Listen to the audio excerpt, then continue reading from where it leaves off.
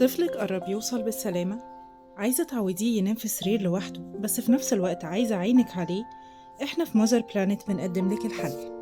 السرير الخشب الزان. سرير مصنوع من الخشب الزاني الروماني الأحمر عشان يتحمل ويعيش سنين كتير.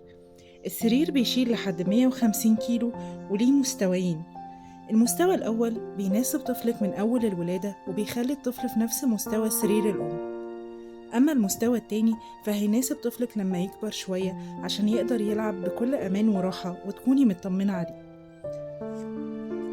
وكمان تقدري تستخدميه ككنبة لما طفلك يكبر. السرير كمان بيتطبق عشان تقدري تشيليه وتخزنيه بكل سهولة، وكمان بيركب له عجل عشان تقدري تتحركي وتتنقلي بيه بكل سهولة جوه البيت. اطلبيه دلوقتي واسألي على العرض الكامل بالمرتبة والجوانب وملاهي السرير اللي بتساعد طفلك على الانتباه والتركيز وبتنمي حواسه الإدراكية. اطلبيه واسألي على العرض كامل. ماذر بلانت، راحتكم هي مهمتنا.